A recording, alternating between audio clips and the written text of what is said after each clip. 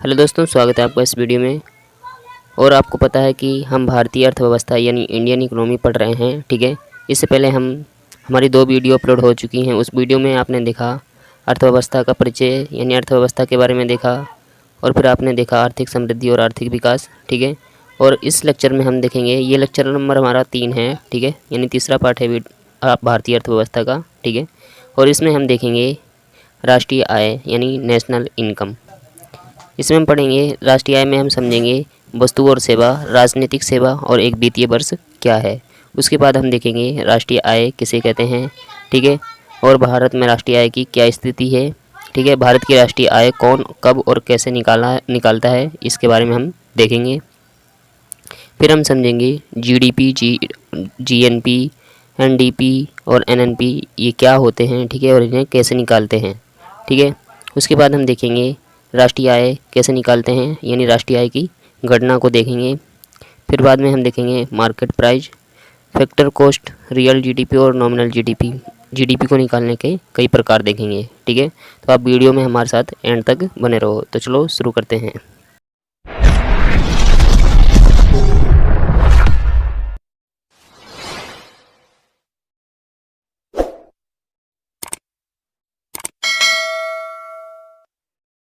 तो वीडियो में आगे बढ़ने से पहले हम देखते हैं कि वस्तु एवं सेवा क्या होता है। वस्तु किसे कहते हैं?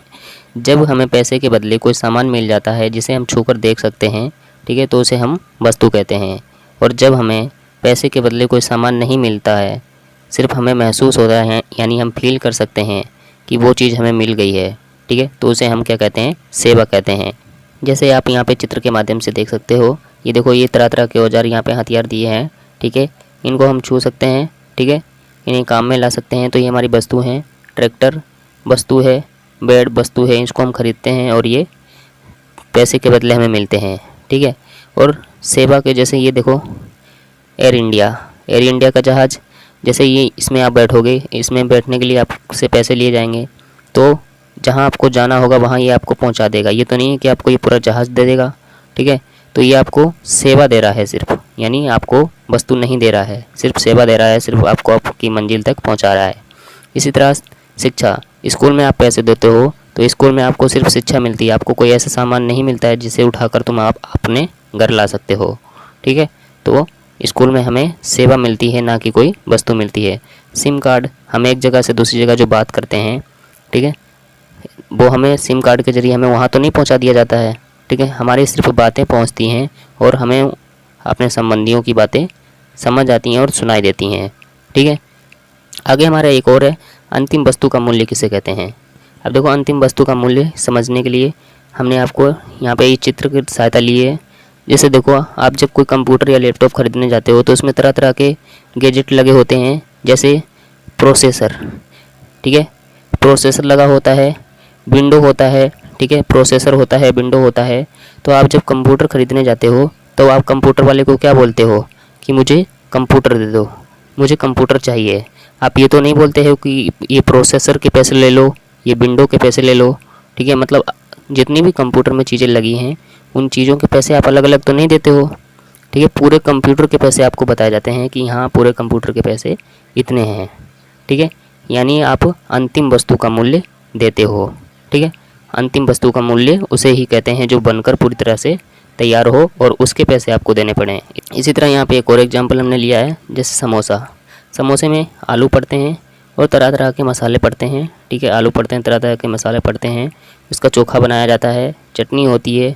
तो आप जब समोसे लेने जाते हो तो आपसे वो ये तो नहीं बोलता है कि इतने पैसे चटनी के दे दो, इतने पैसे आलू के दे दो। वो आपसे सिर्फ एक बात बोलता है कि समोसा इतने रुपए का है। यानी आपको समोसे के पैसे देने पड़ते हैं, ना कि आलू के और धनिया और मिर्चा चटनी इन सब का, ठीक है। जब आप समोसे के पैसे देते हो तो समोसे के पैसे में ही इन सब के पैसे शामिल हो जाते हैं, यानी आप अंतिम वस्तु का मूल्य यानी अंतिम वस्तु के पैसे देते हो, ठीक है। तो आई होप आपको ये अंतिम वस्तु का मूल्य समझ आया होगा। आगे देखते हैं हम राष्ट्रीय आय। राष्ट्रीय आय क्या होता है? राष्ट्रीय आय जिसे इंग्लिश में हम नेशनल इनकम बोलते हैं। जैसे आपको पता है कि एक परिवार की आय होती है, ठीक है, उसी तरह एक गांव की आय होती है, उसी तरह एक राज्य की आय होती है। आपके परिवार में जो लोग काम करते हैं उनकी कुछ ना कुछ आय है, ठीक है। हर एक व्यक्ति की आय होती है, उसी तरह हमारे देश की भी आय होती है। तो हमारे देश की जो आय होती है उसे ही हम बोलते हैं राष्ट्रीय आय। इसको हम डिफिनेशन देखते हैं तो इसकी डिफिनेशन इस तरह से हम लिख सकते हैं, यानी परिभाषा, किसी राष्ट्र में एक साल के अंदर सभी उत्पादित वस्तुओं एवं सेवाओं के अंतिम मूल्य राष्ट्रीय आय कहलाता है। ठीक है, अंतिम मूल्य ये हम आपको वीडियो के स्टार्टिंग में ही समझा चुके हैं, और वस्तुएं और सेवाएं क्या होती हैं इसको भी हम समझा चुके हैं।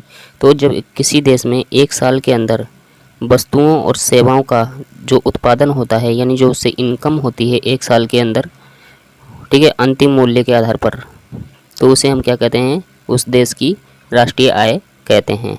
मतलब जब किसी देश में एक साल के अंदर जितनी वस्तुएं बनती हैं और जितनी सेवाएं किसी के द्वारा किसी को दी जाती हैं, ठीक है, तो जो इन वस्तुओं और सेवाओं से एक साल के अंदर जो इनकम होती है, उस इनकम को हम क्या कहते हैं, राष्ट्रीय आय कहते हैं। आई होप आपको ये समझ आया होगा। देश के निवासियों द्वारा उत्पादित राष्ट्रीय आय और विदेशी आय दोनों को सम्मिलित किया जाता है। मतलब अगर भारत का वो निवासी है तो वो विदेश जाके कमाए या भारत में रह के कमाए, ठीक है, उसका जो पैसा होगा वो हमारे देश की राष्ट्रीय आय में ही शामिल होगा, ये बात इसमें कह रहा है। तो अब हम देखते हैं भारत में राष्ट्रीय आय कैसे क्या काम करती है। तो देखो, भारत में राष्ट्रीय आय की गणना CSO यानी केंद्रीय सांख्यिकी विभाग द्वारा की जाती है। ठीक है, केंद्रीय सांख्यिकी विभाग द्वारा की जाती है। और जो ये विभाग है केंद्रीय सांख्यिकी विभाग, इसकी स्थापना 2 मई 1951 में की गई थी। इसका मुख्यालय नई दिल्ली में स्थित है। भारत में राष्ट्रीय आय की गणना वित्तीय वर्ष 1 अप्रैल से 31 मार्च की अवधि के दौरान की जाती है। जो हमने अभी पीछे आपको बताया था कि एक साल में उत्पादित वस्तुएं और सेवाओं का अंतिम मूल्य है, तो वही एक वित्तीय वर्ष है। ठीक है, एक वित्तीय वर्ष की गणना कब से कब तक की जाती है, 1 अप्रैल से 31 मार्च की अवधि के दौरान।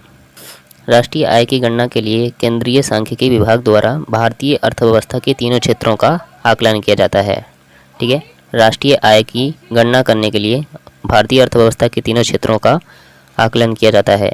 तो वो तीनों क्षेत्र कौन कौन से हैं? तो पहला है हमारा उसमें से प्राथमिक क्षेत्रक, जिसे इंग्लिश में प्राइमरी सेक्टर बोलते हैं। दूसरा है द्वितीय क्षेत्रक, ठीक है। तीसरा है तृतीय क्षेत्रक, ठीक है, तीसरा है तृतीय क्षेत्रक। तो एग्जाम में ऐसे क्वेश्चन आ सकता है कि तीनों क्षेत्रक में से राष्ट्रीय आय में सबसे अधिक किस क्षेत्र का योगदान है? तो इसका आंसर हो जाएगा तृतीय क्षेत्रक। तृतीय क्षेत्रक का सबसे अधिक राष्ट्रीय आय में योगदान है। इसका योगदान 53.66% है। ठीक है, राष्ट्रीय आय में तृतीय क्षेत्रक का योगदान 53.66% है। तो अब इन तीनों क्षेत्रक को हम बारी बारी से देखते हैं और इनको समझते हैं। अर्थव्यवस्था के कौन कौन से क्षेत्र हैं? पहला प्राथमिक क्षेत्र, जिसे प्राइमरी सेक्टर बोलते हैं इंग्लिश में। ठीक है, ये क्या है? जो प्राकृतिक संसाधनों का सीधा उपयोग करता है उसे हम प्राथमिक क्षेत्र कहते हैं। जैसे कृषि, वानिकी, मछली पकड़ना और खनन भी शामिल है। जैसे देखो, कृषि कैसे होती है? प्रकृति से। वानिकी प्रकृति से। और खनन में सोना, चांदी, लोहा ये सब निकलते हैं। कहाँ से निकलते हैं? प्रकृति। ठीक है, तो जो हमें प्रकृति से मिलता है उसको हम प्राथमिक क्षेत्र में यानी प्राइमरी सेक्टर में रखते हैं। ठीक है, दूसरा आता है हमारा द्वितीय क्षेत्रक, जिसको हम सेकेंडरी सेक्टर बोलते हैं इंग्लिश में। इसमें वस्तुओं का विनिर्माण किया जाता है। विनिर्माण का मतलब ये है, जैसे देखो यहाँ से कृषि, प्राथमिक क्षेत्र में कृषि हुई। कृषि में मान लो उन्होंने गेहूँ उगाया। ठीक है, गेहूँ उगाया तो गेहूँ तो ऐसे नहीं खा लेंगे हम। गेहूँ को खाने के लिए क्या करेंगे? उसको पीसेंगे, आटा बनाएंगे। और जब हम पीसते हैं, ठीक है, तो वो विनिर्माण हो गया। विनिर्माण मतलब हो गया उसको दोबारा बनाना या बिगड़ी हुई चीज़ों को ठीक करना। ठीक है, तो जब हम इसका आटा बनाते हैं तो ये हमारा द्वितीय क्षेत्रक में आ जाता है, और जब कृषि करते हैं तो प्राथमिक क्षेत्रक में आ जाता है। इसी तरह इसके उदाहरण आटा, कपड़े, मोबाइल, टीवी आदि। ठीक है, कपड़े से कपास से कपड़े बनते हैं। ठीक है, तो कपास हमारा प्राथमिक क्षेत्र में आएगा और कपड़े द्वितीय क्षेत्रक में आएंगे। अब आता है हमारा तृतीय क्षेत्रक। देखो ये क्या है? तृतीय क्षेत्रक प्राथमिक और द्वितीय क्षेत्रक को सेवाएं प्रदान करता है, जैसे परिवहन, संचार, शिक्षा, डॉक्टर, शिक्षक आदि। इसको हम समझते हैं। जैसे देखो, प्राथमिक क्षेत्र में कृषि का उत्पादन हुआ। कृषि में गेहूं का उत्पादन किया इन्होंने, ठीक है, प्राथमिक क्षेत्र में गेहूं का उत्पादन किया। अब गेहूं को हमें पीसना पड़ेगा, पीसने के लिए हम क्या करेंगे, द्वितीय क्षेत्रक में हमें लाना पड़ेगा। तो यहाँ प्राथमिक क्षेत्र से द्वितीय क्षेत्रक में लाने के लिए क्या करेंगे, हमें परिवहन यानी गाड़ी की आवश्यकता होगी। तो गाड़ी कहाँ से मिलेगी हमें, गाड़ी आएगी तृतीय क्षेत्रक से, ठीक है। तो तृतीय क्षेत्रक प्राथमिक क्षेत्र में जो गेहूं का है उस गेहूं को द्वितीय क्षेत्रक में लाएगी, ठीक है। तो तृतीय क्षेत्रक क्या कर रहा है, प्राथमिक और द्वितीय क्षेत्रक की सेवा कर रहा है, ठीक है, सेवा कर रहा है। इसी तरह संचार, पैसे का लेन देन होगा तो इससे बात करेंगे, ठीक है, ये दोनों आपस में। इसी तरह शिक्षा, शिक्षा क्या करती है, सहायता करती है, डॉक्टर सहायता करता है, ठीक है। तो जो सहायता करता है यानी सेवाएं प्रदान करता है वो तृतीय क्षेत्रक में आ जाता है, कोई भी चीज़ हो, ठीक है। जैसे कपास, कपास की खेती यहाँ पे होगी, ठीक है। तो ये क्या हो गया, ये प्राथमिक क्षेत्र में आ गया कपास, और कपास से कपड़ा जो बनता है वो द्वितीय क्षेत्रक में आ गया। और कपास को यहाँ से प्राथमिक क्षेत्र से द्वितीय क्षेत्रक में जो लाएगा वो क्या हो गया, तृतीय क्षेत्रक का हो गया, ठीक है। तो आई होप आपको ये तीनों क्षेत्रक यानी सेक्टर समझ आ गए होंगे, ठीक है। अब देखो, अब हम समझते हैं कि जीडीपी, एनडीपी और एनएनपी ये सब क्या होता है, इनको हम समझते हैं। तो देखो, राष्ट्रीय आय जो होती है, राष्ट्रीय आय का निकालने का सिस्टम कहाँ से चालू होता है, जीडीपी से, ठीक है। तो पहले हम जीडीपी को समझेंगे, परंतु उसको समझने से पहले आपको इन 4 बातों पर ध्यान देना है कि किसी देश की राजनीतिक सीमा क्या होती है, एक साल के अंदर वस्तु एवं सेवा क्या होती है, और अंतिम मूल्य। तो देखो, इनमें से हम आपको 3 पहले ही समझा चुके हैं वीडियो के स्टार्टिंग में। एक साल के अंदर, ठीक है, यानी एक साल की अवधि का समय, और वस्तु और सेवा ये आपको समझा चुके हैं। अंतिम मूल्य क्या होता है ये भी आपको समझा चुके हैं। अब बचा हमारा राजनीतिक सीमा क्या होता है, इसको हम समझ लेते हैं। जैसे ये एयर इंडिया का जहाज़ आपको दिख रहा है, तो ये जहाज़ इंडिया का है, और ये मान लो कि भारत से पैसेंजर लेके किसी और देश में छोड़ने के लिए गया। तो ये छोड़कर वापस आएगा, और वापस आएगा जितनी भी इनकम हुई वो किस में काउंट होगी, वो भारत की जीडीपी में काउंट होगी, क्योंकि ये जहाज़ भारत का है और भारत में वापस आएगा। इसी तरह हमारी समुद्री सीमा होती है। समुद्री सीमा क्या होती है, समुद्री सीमा जैसे हम भूमि को यानी दूरी को जब किस में मापते हैं, किलोमीटर में, ठीक है। इसी तरह समुद्री सीमा को किस में मापा जाता है, नॉटिकल में, ठीक है, नॉटिकल मील्स में इसको मापा जाता है समुद्री सीमा को, ये जो दिख रही है आपको, ठीक है। तो किसी देश की समुद्री सीमा क्या होती है, 12 नॉटिकल्स मील। जैसे भारत की मान लो कि हमने यहाँ से मापना चालू की और यहाँ पे आके 12 नॉटिकल्स हो गया, ठीक है, 12 नॉटिकल्स मील्स हो गया। तो क्या होगा, ये भारत की समुद्री सीमा है, यानी ये जो हमने मापी है ये भारत की समुद्री सीमा है। इतनी सीमा के अंतर्गत, इतनी जो ये समुद्र दिख रहा है, इस समुद्र में अगर कोई मछली पकड़ता है तो वो उस पर किसका अधिकार होगा, भारत का। अगर कोई तेल निकालता है तो वो किसका अधिकार होगा, भारत का। तेल किसका होगा, भारत का। मछली होगी भारत की। मतलब इतनी सीमा के अंतर्गत अगर कुछ भी मिलता है, कोई धातु मिलती है, तो वो सब भारत की होगी। तो ये होती है हमारी समुद्री सीमा। तो जीडीपी क्या कहती है, जीडीपी में कहा जाता है कि अपनी राजनीतिक सीमा के अंतर्गत, ठीक है, अपनी राजनीतिक सीमा के अंतर्गत जो भी वस्तु या सेवा उत्पादित होती है, ठीक है, वही उस देश की क्या होती है, जीडीपी होती है। जैसे मान लो कि अगर राजस्थान में कोई वस्तु या सेवा उत्पादित हुई तो उसको हम मध्य प्रदेश की जीडीपी में शामिल नहीं कर सकते, ठीक है। इसी तरह अगर पाकिस्तान में कोई वस्तु या सेवा उत्पादित हुई तो उसको हम भारत की जीडीपी में शामिल नहीं कर सकते। अब हम देखते हैं जीडीपी क्या होती है, ठीक है। जीडीपी का फुल फॉर्म होता है ग्रॉस डोमेस्टिक प्रोडक्ट। इसे हिंदी में बोलते हैं सकल घरेलू उत्पाद। ग्रॉस मतलब होता है टोटल, यानी टोटल घर में कितना उत्पाद हुआ, ठीक है। टोटल घर में जो उत्पाद होता है उसी को हम बोलते हैं सकल घरेलू उत्पाद। यहाँ घर का मतलब ये है, घरेलू का मतलब ये है कि अपने देश, अपनी राजनीतिक सीमा के अंतर्गत जो भी उत्पादन होता है उसे हम क्या कहते हैं, सकल घरेलू उत्पाद कहते हैं, यानी जीडीपी कहते हैं, ठीक है। अब देखो, हमने ये 4 चीज़ें देखी, राजनीतिक सीमा, एक साल के अंदर वस्तु एवं सेवा, और वस्तु का अंतिम मूल्य क्या होता है। तो देखो, हमारी परिभाषा क्या बनती है कि राजनीतिक सीमा के अंतर्गत एक साल के अंदर वस्तु एवं सेवा का अंतिम मूल्य क्या कहलाता है, जीडीपी कहलाता है, यानी सकल घरेलू उत्पाद कहलाता है। इसकी डिफिनेशन हम देख लेते हैं। अपनी राजनीतिक सीमा में एक साल के अंदर सभी उत्पादित वस्तुओं एवं सेवाओं का कुल बाजार मूल्य सकल घरेलू उत्पाद कहलाता है।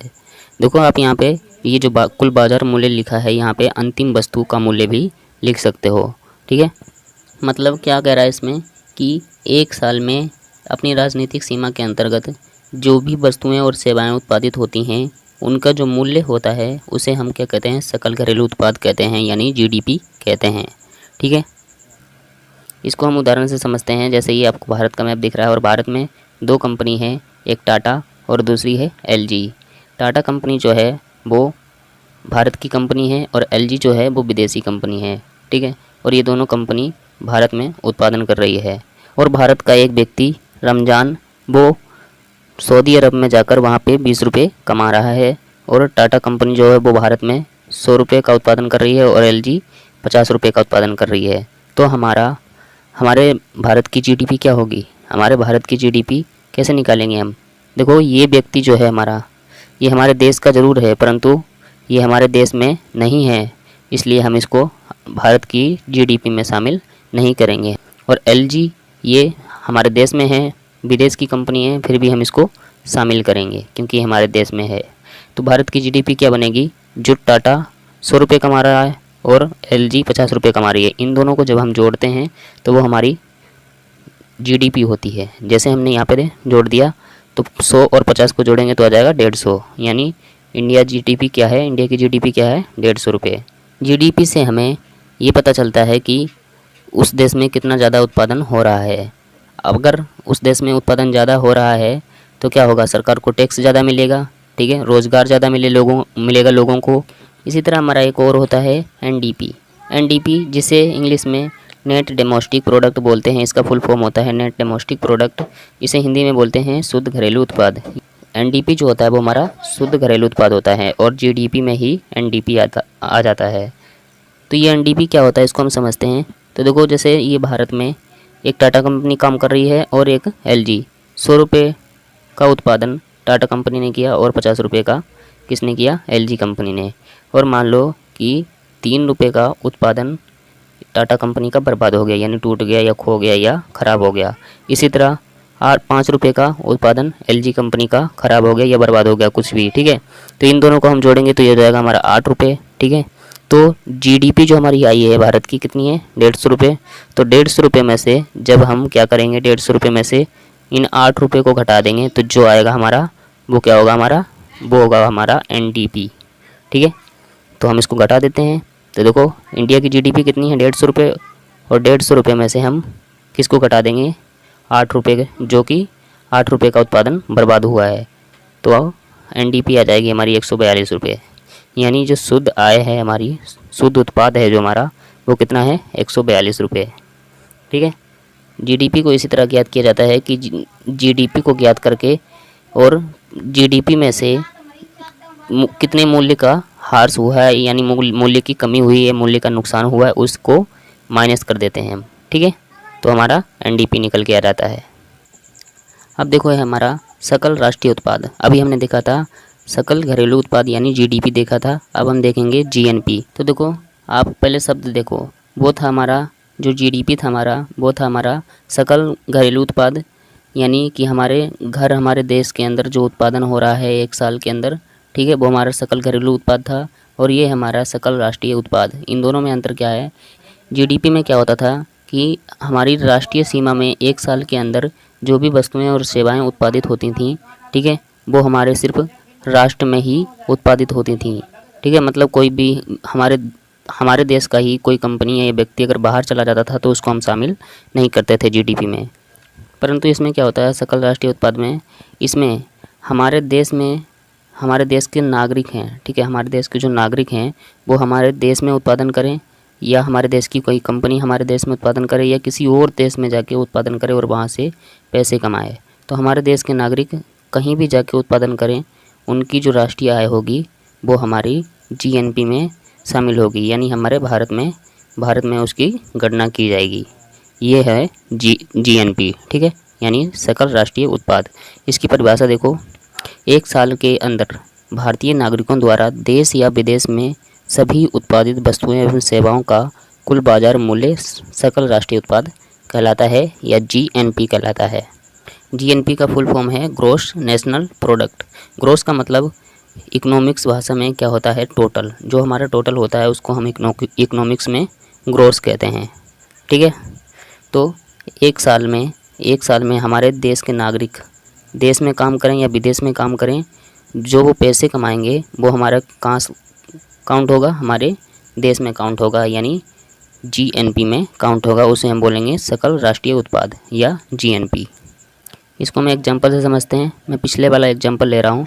ये हमारा भारत देश है। इसमें एक कंपनी है टाटा जो 100 रुपये कमा रही है, दूसरी कंपनी है एलजी जो 50 रुपये कमा रही है, और हमारे देश का एक नागरिक जिसका नाम है रमज़ान, वो सऊदी अरब में जाके 20 रुपये कमा रहा है। ठीक है, तो हमें निकालना है जीएनपी यानी सकल राष्ट्रीय उत्पाद। तो हम कैसे निकालेंगे? इसको निकालने के लिए एक सूत्र होता है GDP plus X minus M, ये सूत्र है।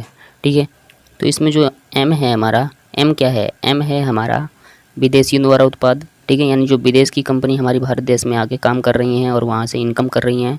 और एक्स का मतलब है भारतीय द्वारा उत्पाद, यानी हमारे देश के नागरिकों द्वारा उत्पाद। ठीक है, तो ये इसका एक सूत्र है। तो हमें क्या करना है? जीडीपी निकालना हमने सीख लिया है। तो जैसे ये भारत की जीडीपी निकालो कितनी होगी। भारत की जीडीपी निकालने के लिए हम क्या करेंगे?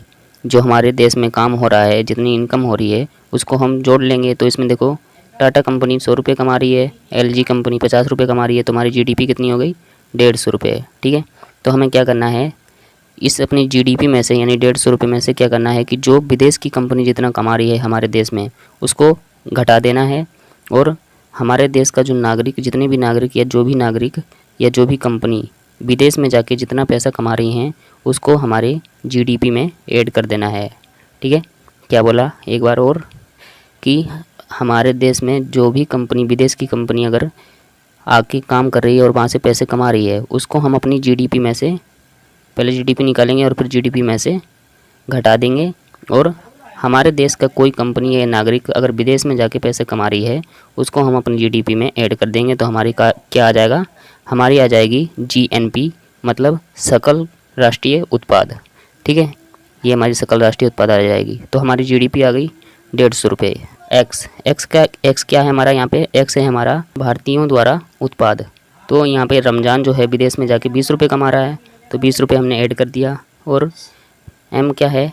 एम है हमारा विदेशियों द्वारा उत्पाद, यानी विदेशी कंपनी हमारे भारत देश से कितना पैसा कमा रही है, तो वो कमा रही है 50 रुपये, यानी एलजी 50 रुपये कमा रही है, तो 50 रुपये हमने माइनस कर दिया। तो 150 में 20 प्लस करेंगे तो हो जाएगा हमारा 170। 170 में से 50 माइनस कर देंगे तो हमारा आ जाएगा 120। ठीक है, तो हमारा जीएनपी क्या निकल के आया? 120। तो ये है हमारा जीएनपी। मतलब अपने देश, भारत देश के नागरिक कहीं भी जाके काम करें, उत्पादन करें, अपने देश में करें या विदेश में करें, सिर्फ उनकी ही आय को हम निकालते हैं जीएनपी में। ठीक है, जीएनपी में उनकी ही आय को रखते हैं। अब देखो जीएनपी में यानी सकल राष्ट्रीय उत्पाद में एक और होता है इसी की तरह, वो होता है एनएनपी। एनएनपी का मतलब क्या है? Net national product. ठीक है, जिस तरह हमने जीडीपी में देखा था उसी तरह जीएनपी में है। तो देखो ये क्या है? शुद्ध राष्ट्रीय उत्पाद। मतलब जैसे मान लो कि ये जो टाटा कंपनी है हमारे देश की कंपनी है, और जीएनपी में हम सिर्फ अपने देश वासियों की इनकम ही काउंट करते हैं। तो हमारे देश की जो कंपनी है टाटा, ये हमारे भारत देश में 100 रुपये कमा रही है, तो मान लो इसके 5 रुपये का नुकसान हो गया। ठीक है, 5 रुपये का नुकसान हो गया। और ये रमज़ान जो यहाँ पे कमा रहा है, इसके मान लो 3 रुपये का नुकसान हो गया। तो इन दोनों को हम जोड़ेंगे तो हो जाएगा हमारा 8 रुपये। ठीक है, तो ये जो 8 रुपये का हार्स हुआ है हमारा, यानी 8 रुपये की जो कमी हुई है, उसको हम घटा देंगे। किस में से घटाएंगे? जीएनपी में से। पहले जीएनपी निकालेंगे और फिर उसमें से घटा देंगे। तो हम घटा देते हैं। हमारी जीएनपी आई है 120 रुपये। ठीक है, और 120 रुपये में से हमारे 8 रुपये हमने घटा दिए। क्यों घटा दिए? क्योंकि इतनी वस्तुएं हमारी, इतने का उत्पादन बर्बाद हो गया है। तो 8 रुपये हमने घटा दिए, तो हमारा एनएनपी क्या आ गया? 112 रुपये। ठीक है, तो ये जो हमारे शुद्ध राष्ट्रीय उत्पाद है, ये हमारा 112 रुपये है।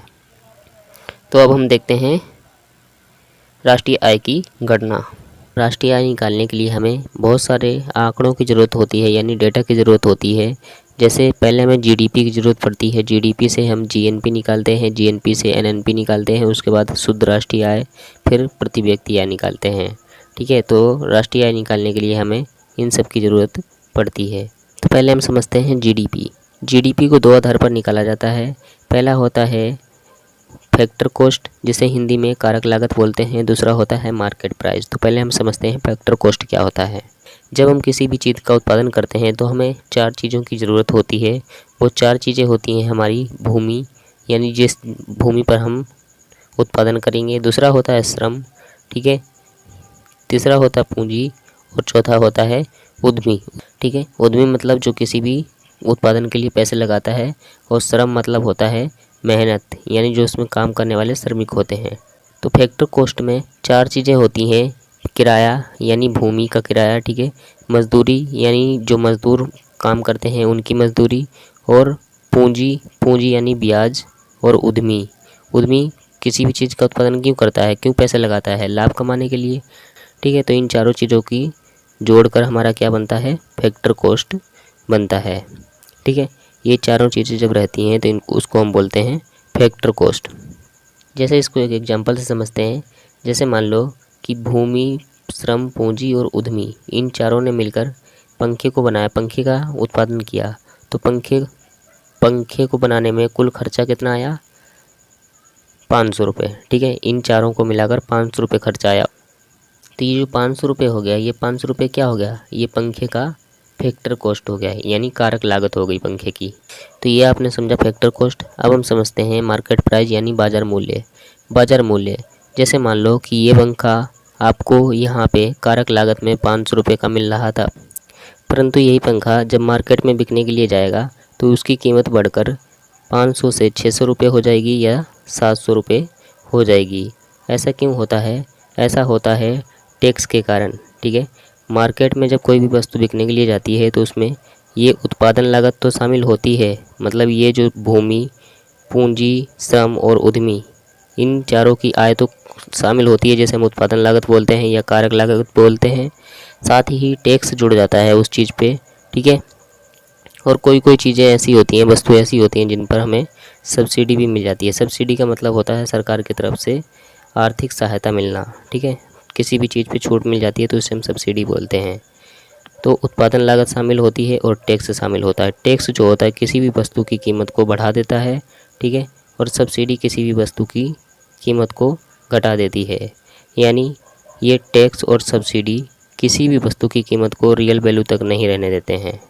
तो ये जो जीडीपी होती है ये फैक्टर कॉस्ट पर निकाली जाती है, ठीक है। फैक्टर कॉस्ट पर निकाली जाती है। तो फैक्टर कॉस्ट पर निकालने के लिए हम जहाँ पे उत्पादन होता है वहाँ पे तो नहीं पूछने जाएंगे जगह जगह पे कि भूमि में कितने पैसे लगा, किराया, श्रम और पूंजी, इन सब में कितना खर्चा आया किसी चीज़ को बनाने में।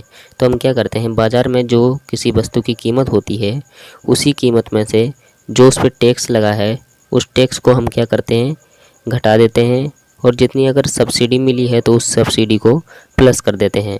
तो हमारा क्या हो जाता है, फैक्टर कॉस्ट आ जाता है। जैसे हमने यहाँ पे लिखा है फैक्टर कॉस्ट बराबर उत्पादन लागत माइनस टैक्स और प्लस सब्सिडी, ठीक है।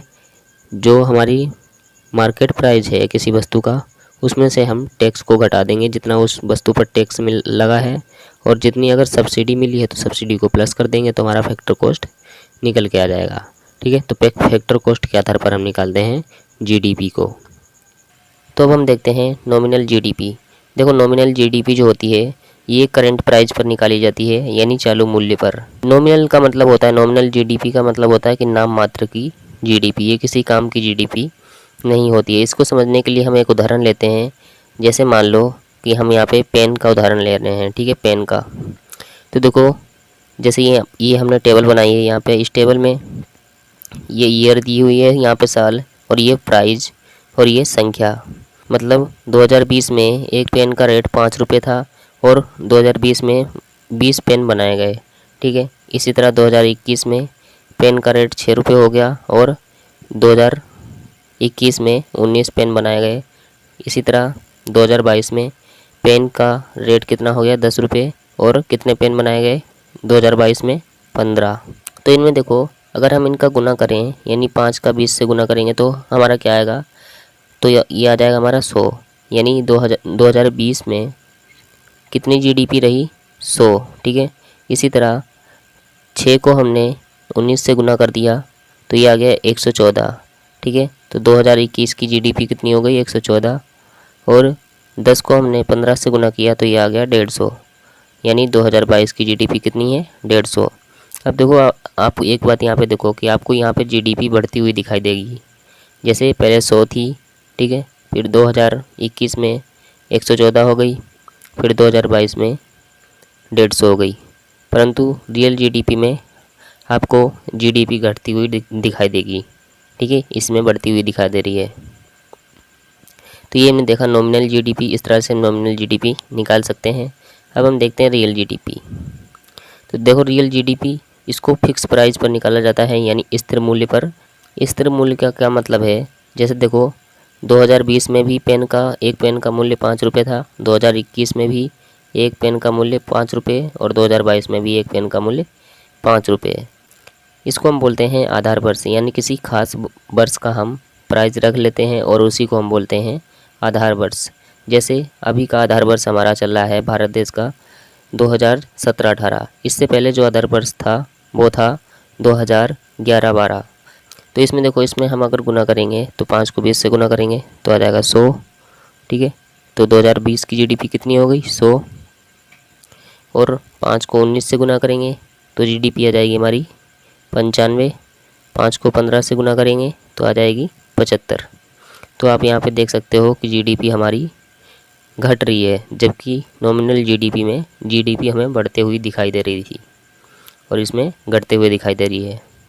तो ये यहाँ पे जीडीपी घटते हुए हमें क्यों दिखाई दे रही है, क्योंकि देखो हमारा उत्पादन जो था वो कम हो गया और हमारा जो प्राइस है वो सीमित है, ठीक है।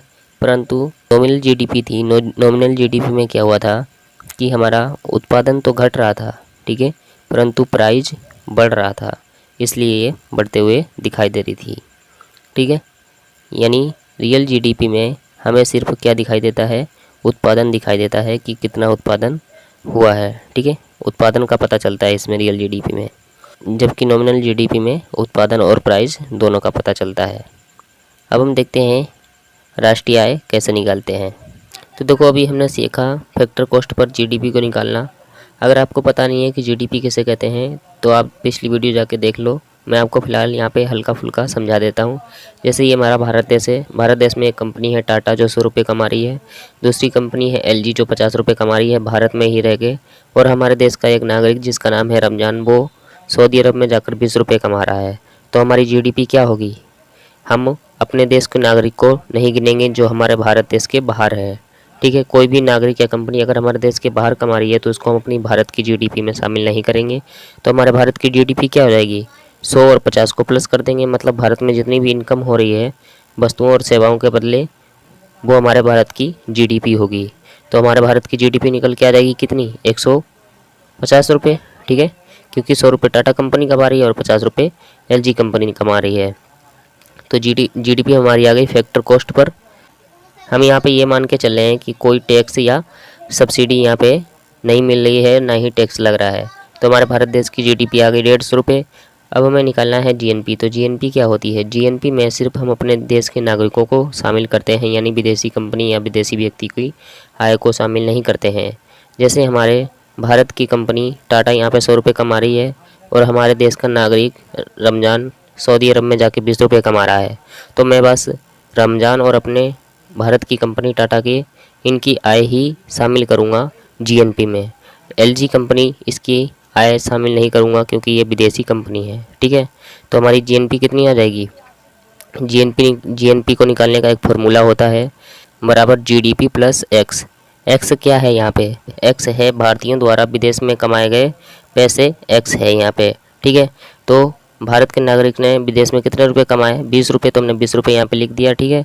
और एम क्या है यहाँ, एम है विदेशियों द्वारा हमारे भारत देश में कमाए गए पैसे, ठीक है।